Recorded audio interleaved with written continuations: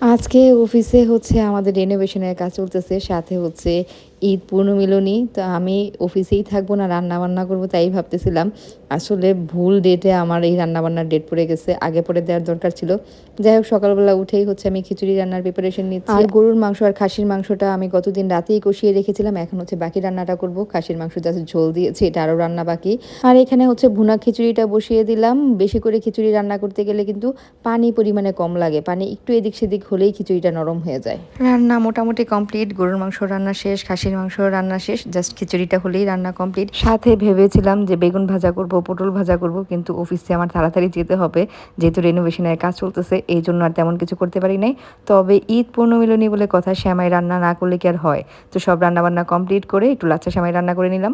লাচ্ছা সেমাই তো খুবই কম সময়ের মধ্যে ঝটপট রেডি করে ফেলা যায়। তো এই তো সবার শেষে হচ্ছে ড্রাই ফ্রুটসগুলো দিয়ে দিচ্ছি।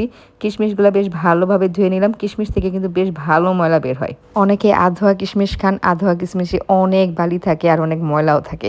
একটুখানি ধুয়ে তারপরে খাবেন। নারকেল ফ্রিজে কুড়ানো ছিল, আম্মু দিয়ে দিয়েছিল কুড়িয়ে। নারকেল ছাড়া লাচ্ছা সেমাই একদমই ভালো লাগে না। তো এই তো সবকিছু রেডি। এখন এগুলো জাস্ট অফিসে নিয়ে যাব, তারপরে সবাই মিলে একসাথে বসে খাওয়া দাওয়া করব।